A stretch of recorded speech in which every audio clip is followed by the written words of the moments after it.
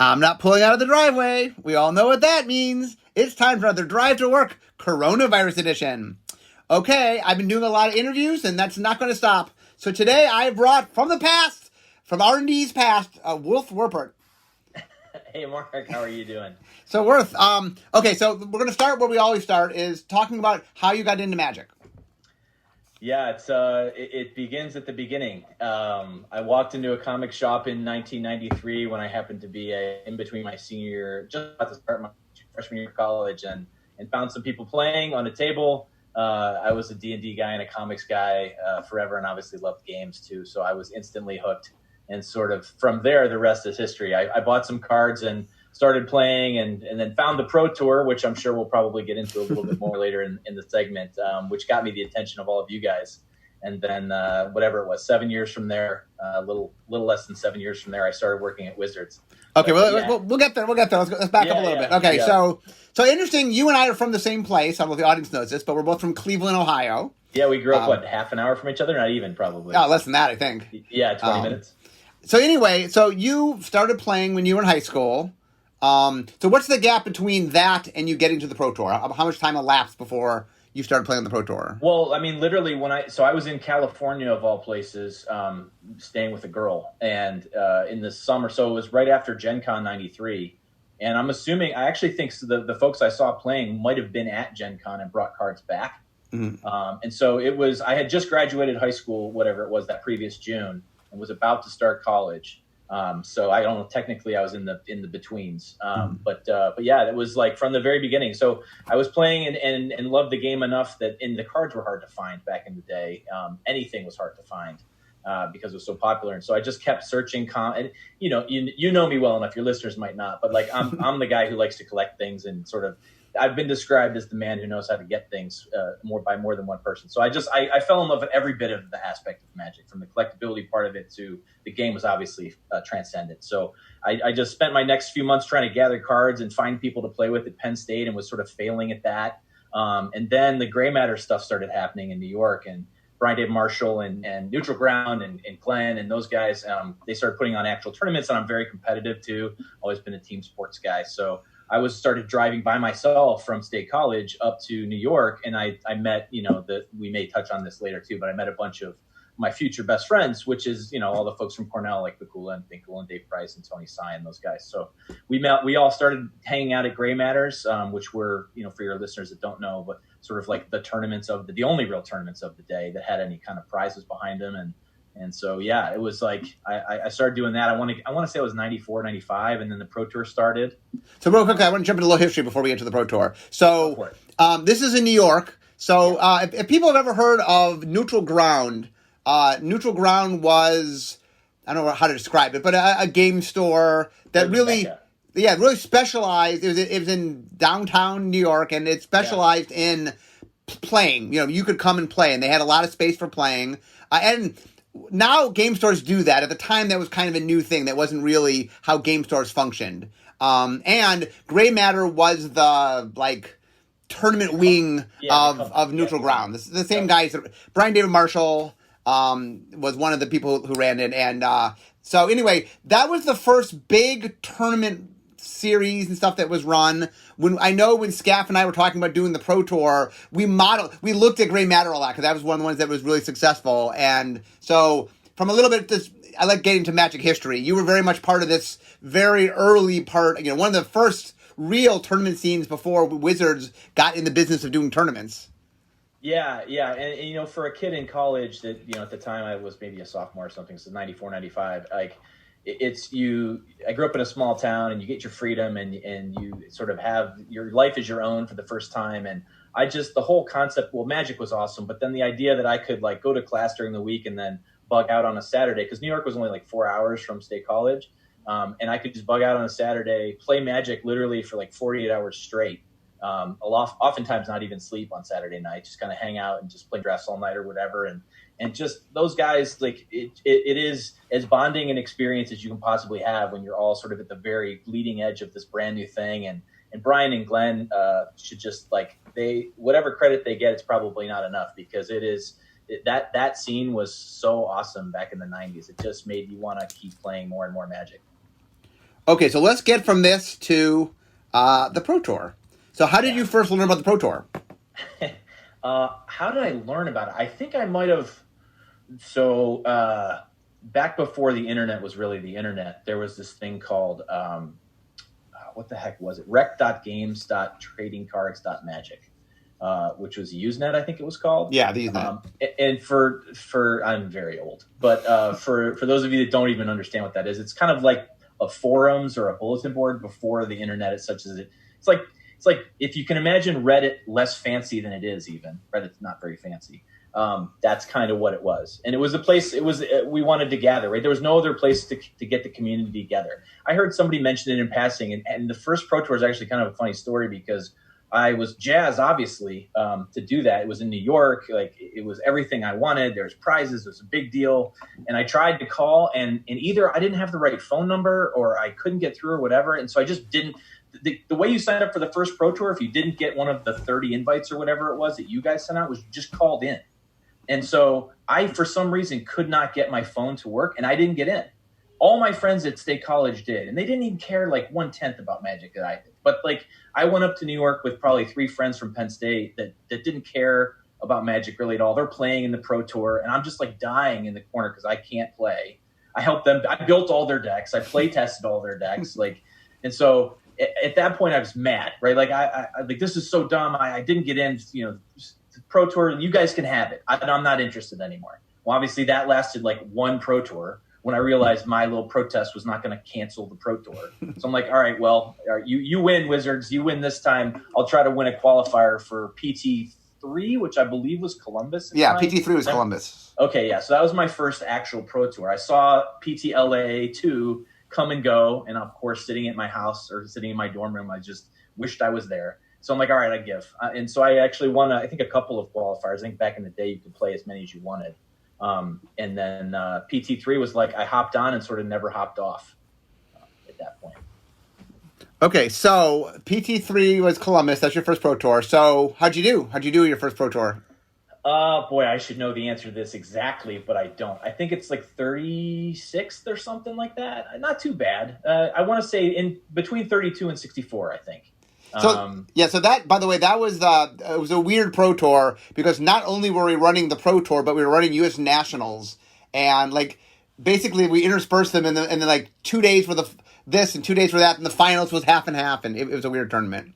Yeah, they were all kind of weird back in the day. Even the first Pro Tour was weird, right? Like you guys set it up with the restrictions and that kind of stuff. So yeah, it got delayed. The first one got delayed because of a snowstorm. There's a lot of early quirky things. Okay, so trekking through the blizzard, yeah. Okay, so I think that correct me if I'm wrong because you'll know this. I believe was LA your first big? Was that like your first sizable win? Yeah. You mean LA much later? Yeah. The LA, Steve O'Matt's LA. A few years. Yeah. So on the Pro Tour for about 3 years, and then LA was my first top 8. I was kind of the guy that like I had at one point. I think I had the most top 16s of anybody. That not including top 8ers. Like I was always the guy that would get close and fail. So I have like an 11th and a 9th and a 14th and that kind of thing. And, yeah, you and Chalice, he did that too.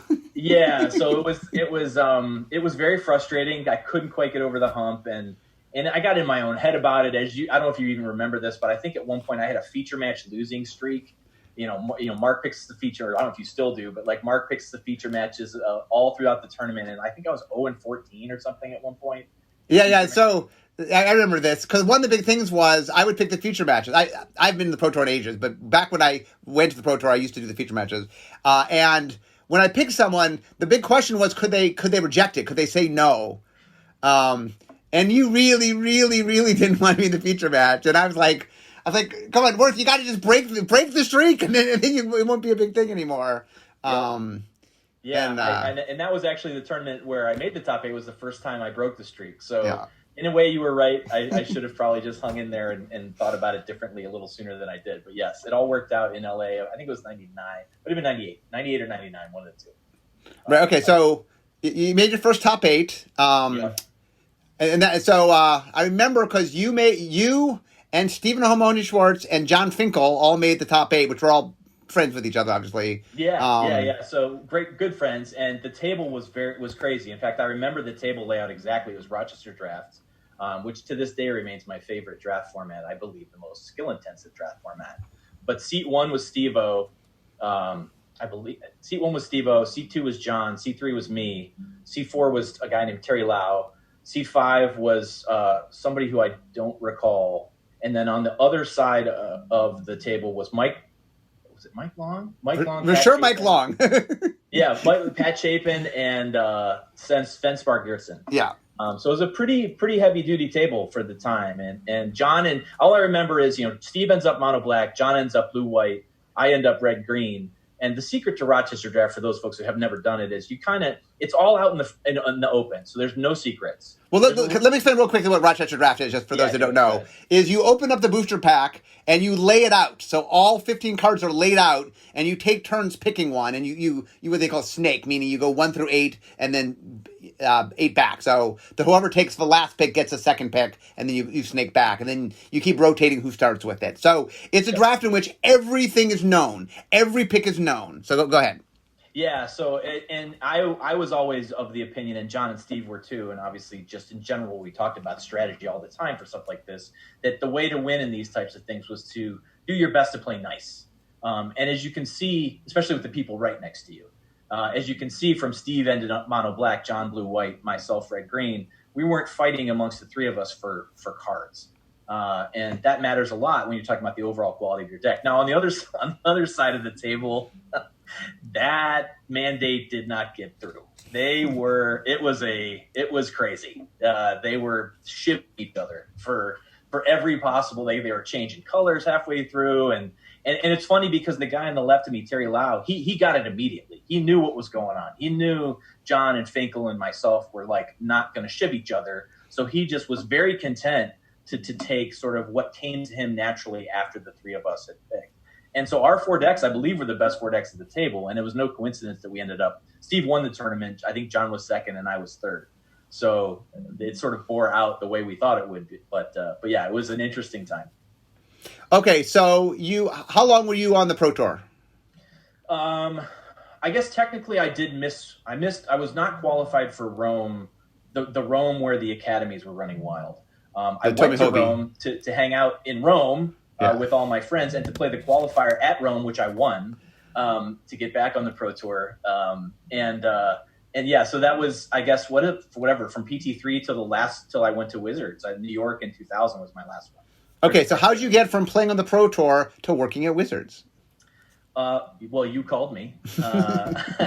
That was the start of it. You and Scaff both called me, and you guys had, at the time, for folks that are old enough to remember, in the early 2000s, everything that was an IP wanted a trading card game.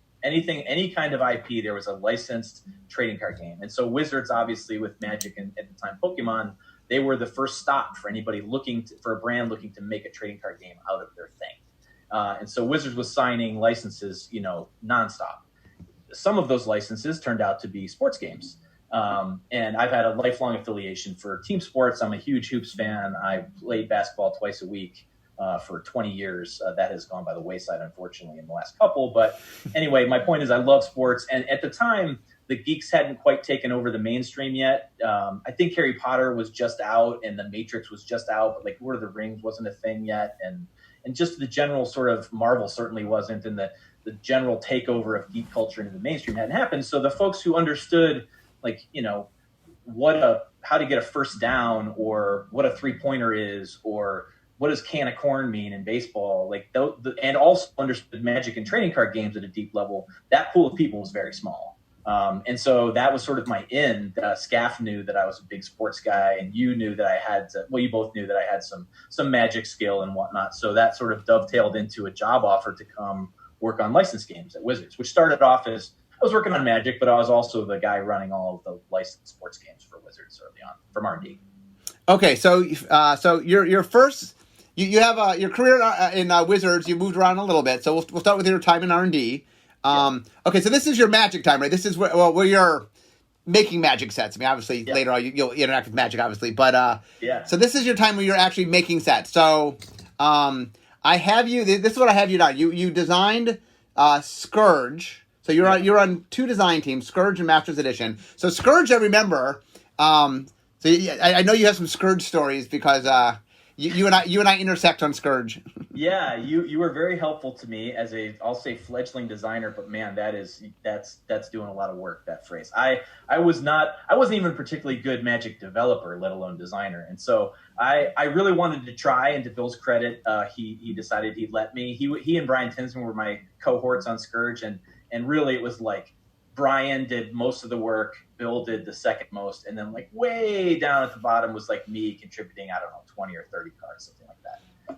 And even that is loose because, like you said, you and I crossed over. I would be sitting at my desk and just thinking to myself, geez, how does Mark do this for like 300 cards 3 times a year or something like that? And so I'm like, well, Mark, the time you sat right behind me. Yeah. And so and so I would just ask you various questions and stuff on like how to make cards, or what you thought this should be, and you helped me design what is one of my favorite cards of all time, which is Siege Gang Commander. I remember, I don't know exactly how the conversation started, but I said something like I wanted a goblin that threw goblins and like did stuff brought a whole bunch of goblins with them and did stuff when, used them in a way goblins should use things. So you and I helped, you helped me arrive at Siege Gang Commander, and then obviously I just made Ambush. I think Ambush Commander was the elf that did the same type of thing. Yeah. But yeah, there were a few cards in Scourge I'm really proud of, and it was like I was happy to not have to do design work like that anymore because I really wasn't that good at it. But I had a couple. I think I designed Eternal Dragon was mine. The War Chief cycle was mine, and the Goblin War Chief was probably another card that I was really proud of. In fact, when I submitted that card, I was more of a player and a developer than a designer, so I even submitted that card exactly as it stands printed, except it was a 2/1. And I even said in my notes when I submitted that card, I think this is a little too powerful as costed, but I'll let you guys work it out because, development's job at the time was to figure out how much stuff should cost. Yeah. And then all they did was added a point of toughness and shipped it. So, whatever. That's happened before. And look, I've been on the other side of that too. I've definitely made cards too good that were already good being handed from design. So, but yeah, there was Stifle. I don't remember if Stifle was mine or Brian's. Wirewood Symbiote was my homage to Quirion Ranger, which I loved. And so I was just too derivative with the stuff I did. Design's really hard. And so I was too derivative, and it wasn't really my thing. But it was a heck of a lot of fun. Okay, now, that was your only... that and Masters Edition were your only designs. Yeah. You did a bunch of development. Yeah. So I'm going to name them off, and you can jump in, and if you have a story from any one of them is good. So you worked on Judgment, Onslaught, Legions, Fifth Dawn, and Saviors of Kamigawa. Yeah, so those are some crazy sets. Legions, for your fans who don't know, is 100% creatures. Yep. It was the first time, so literally no spells, no artifacts, nothing, all creatures. We kind of cheated a little bit. We used some cycling effects on creatures to get around the no spells thing. Yeah. When you cycle, it does X, usually related to some tribal thing. But in that development team, I think it was me, Elaine, Chase, William Jockish, and Mike Elliott, who was the lead, Mike Elliott. Mm-hmm.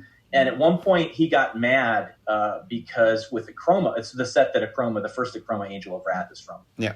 And he made some comment about in Multiverse, which was the tool we used to track things back then, like talking about Akroma, he made some comment that all we were doing was we just kept adding keywords.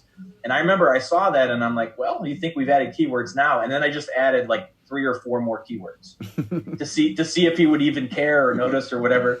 And so Elaine and William thought it was hilarious. And eventually we just convinced him, I think just through force of the will of the 3 of us, saying, no, we should print this with as many keywords as we can. I think at the time it was the card with the creature with the most keywords ever. It's probably not true anymore. But yeah, if you look at Akroma, she has a lot of keywords on her. She does. Yes, she does.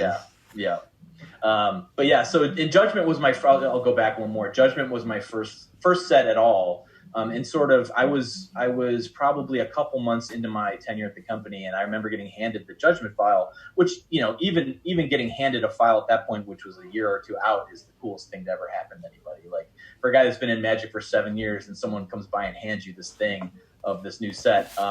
And I forget who the lead was on that set. I want to say it was William Jockish, same William Jockish. But it was the first time we were trying to do the you guys had a name for them, the choice cards, the like book burning and browbeat. And... Oh yeah, we call them what do we call those? It'll come to me. There's a name for them. Both of our memories are probably too bad to remember, but like it was a very interesting because those cards are always Punisher, the Punisher mechanic. Punisher, that's what it was. Yeah, good memory. But yeah, so it was a lot of discussion around how much you can actually push those and have them still be. So real quick for people that don't know what we're talking about, there are cards in which it says do thing A or take a certain amount of damage. And the opponent got to choose which of them you got to do. Yeah. And A could be anything. There's things that red didn't even do, but because you could opt into B, you couldn't, so red was like, I don't know. Breaking Point's a good example. Was a Wrath. Yeah. Yeah, it was like Wrath or Take 6 or something like that. Yeah, and there's one drawing cards, right? Book burning was drawing cards. Browbeat was drawing cards. So. Yep. Yeah. So at the time, red didn't really draw cards at all. Yeah. Not even looting like it does now. So. Yeah. Yeah, it was a really interesting sort of first foray into development for the new guy. You also, Judgment, for those that don't remember, Torment, the set right before it, we had leaned into black so that there were more black cards and everything else, and there were less green and white cards, which is black's enemy. And then Judgment, there was more green and white cards and less black cards. That's an experiment we didn't run. I mean, we ran once and then said, let's not do that again. But for the best, I believe. Okay, so you worked in R&D for a while, but at some point you're like, okay, I'm going to try something other than R&D. So the next place you went is to the brand team. So let's talk just a smidgen. I know you didn't spend super long on the brand team, but what was the brand team like? So actually, really quickly, before I even went to the brand team, it is not accurate to say I went of my own volition. Bill, who is one of my mentors and remains a friend to this day, he called me into his office and said, "Look, man, you're an average to above average developer. We need, these types of folks on our bench, and you're kind of welcome here as long as you want, but I think you're being wasted." He saw something in me that I didn't see in myself yet, and he knew that I was a better fit for Wizards, and I'd be happier long-term in a business role. Before I had come to Wizards, one of the parts of the story I didn't tell was that I was in an MBA program, and I wanted to be go to law school to be a sports agent. So I'm a business guy. Like, my family has run small companies. So that's just kind of I'm the lemonade stand kid. And Bill knew that. And to his credit, he's one of the best I've ever seen at sort of putting people in the right seat. And I was pushed out of the nest. I did not leave the nest willingly. So he's like, go to Brand and figure it out. And it was set up as like this kind of thing where you can come back if you want to. But anyway, I get to Brand. Yeah. I realized pretty quickly what I don't want to do, which is traditional marketing work. Agency work, at the time, buying media on websites and stuff like that, running marketing budgets, that kind of thing. So I realized pretty quickly that wasn't for me. But thankfully, at the end of that sort of 18-month period, the person who was in charge of Magic Online, Justin Zoran, was leaving the company for another opportunity. And at the time, the business was very small. But it sort of had no expectations. Magic Online started in 2002, but it just had never really gotten off the ground the way we wanted. So somebody, I forget actually who even handed that to me. It might have been Casey Reeder, had said, "Hey, look, Justin's leaving. We have this thing. Do you want to take a crack at running it? Because you're more of a product guy than a marketer." And I said, sure. And that kicked off the next, decade-ish of me being the Magic Online guy, in air quotes, that none of you guys can see. So let's talk about Magic Online. So what is that like? So I talk a lot about tabletop Magic. I talk a little bit about digital, but let's get into digital Magic. What's it like running Magic Online?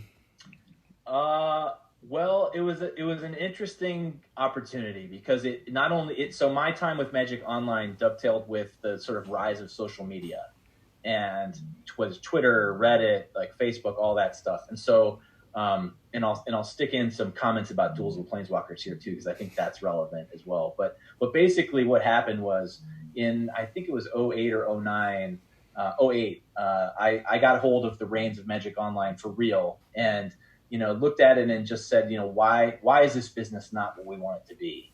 And so I tried, my best to fill in where we could. And you mentioned Masters Edition. That was one of the first things that I came back to Bill with, like, let's make a new product that we can only do online, that only makes sense really online. And that's how Masters Edition 1, 2, 3, and 4 were born. And it fills me with joy, by the way, every time I see something named Masters, because I know where it came from, like we've leaned into that branding, and it doesn't mean exactly the same thing as it used to.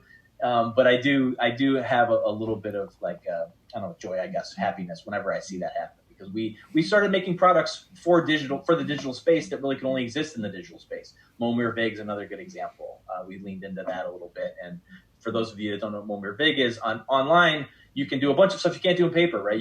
All the admin tasks are taken care of for you. There's no shuffling. And so Momir Vig is a format with a 60 card deck of land that you get.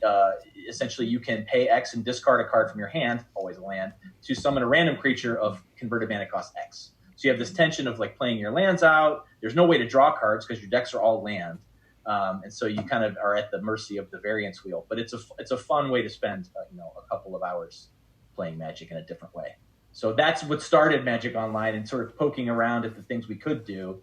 And then, over the next decade or so, we sort of made Magic Online. It looks very similar today to the way I left it when I left Wizards in 2017. And it caters to the same type of people, I think, that Arena doesn't and can't cater to, which is the folks who prefer, older cubes. Every card, with a couple of exceptions, every card that's ever been printed in Magic is available on Magic Online, which blows my mind, honestly. Having been through software development now at another company after I left Wizards, I went to Blizzard for a couple of years. Like, the fact that all works is honestly just mind-blowing to me. The number of unique Magic cards that all work on Magic Online. So I did want to tell a story about duels in there. Do you want me to just start telling it, or sure. Talk about? Okay. So, real quickly, Duels of the Planeswalker was a program that we made. Where was it playable? It was console. First, it was on Xbox. Yeah. First on Xbox, and anyway, it was meant as our introductory digital product at the time. So anyway, okay, go ahead. Yeah, so one of the things we realized with Magic Online was that it was aimed at very, very hardcore folks. In fact, there were parts of the program that were like actively pushing you to not want to deal with this if you weren't the type of person like me who would basically give anything to play Magic on the computer. And we realized that was limiting for us in a lot of ways. And because Magic Online was built in 2002, we had a lot of sort of built-in what we call technical debt or limitations that we were trying to deal with. But then we realized there's this whole, as the rise of social media started to happen, and I hopped on Twitter. In fact, I just looked before we got on, at MTG Online is still technically my account. It was the very first, I think it was created like day 5 of Twitter existing. And I used to take like questions from the community and like get feedback there. And then I synthesized all of that stuff both there and on Reddit and other places. I realized we had this massive untapped market of folks who really wanted to get back into Magic. The folks who have like who have a box of cards under their parents' bed at home and had gone to college or then gotten a job or gotten married or whatever, but would love to be able to tag back in sort of on their own time on a platform that isn't a PC. And so we put together this program called Duels of Planeswalkers, and we launched it initially on Xbox in the summer of 2009. Came to PC through Valve later and PS3 later, and then eventually to every platform that would have us, iPads and phones and Amazon and everything. And it really it kind of, we had the tiger by the tail there, because that Duels launch, the sort of dovetail of that with when Aaron redid all of the the core set that rebooted everything. Oh, Magic 2010.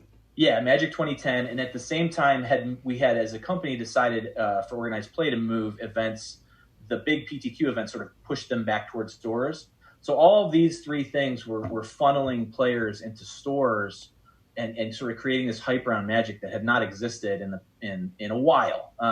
Magic was we kind of gave Magic a super boost at that time, and it was like trying to hang on to a rocket. We would walk into a store. I remember I was on a store visit in Europe, and the store owner came to me and he said, "I don't know what you guys did exactly to get all of these people to start showing up in my store, but I hope you do it every time you release a set." Now, obviously, you can't do that. But the point was, like, he almost had more customers than he could handle. And if you're hearing something like that from a store owner, that's like the best possible thing you could hear, right? So yeah, we're Duels and the Magic 2010 design and the sort of push from big events into stores. I think just very, very serendipitous confluence of events there. Yeah, just for a little history, Magic's been on kind of a 10-year climb. Where we've been every year has been the best year we've ever had, for like 10 years. One year I think we were off by 2%, but other than that, we've had a 10-year streak where every year was better than the year before, and that you're talking about where that started. So yeah. That was like kind of the begin of the ascent, if you will. So yeah, Yeah. Anyway, I am almost to my desk, so we have to wrap up here. So, Worth, any final thoughts? It thrills me now that I'm 3.5 years or so clear of it all to see. My oldest son is 17. He loves playing Arena. I've taken him to the local store. We've played Two-Headed Giant events a couple of times. I love the fact that Magic is continually growing and evolving. You guys keep innovating. The new stuff is really cool. I love to see it. I told Richard a long time ago, I owe Magic a far greater debt than I could ever hope to repay. It's given me my life, my career, my friends, my family's security, all of it. So I love the fact that people are so passionate about it and still are to this day. And I hope it continues forever. Okay, well, guys, I am now at my desk, so we all know what that means. It means it's the end of my drive to work. So instead of talking magic, it's time for me to be making magic. So thanks for joining us, Worth. Sure thing. And everyone, I'll see you all next time. Bye-bye.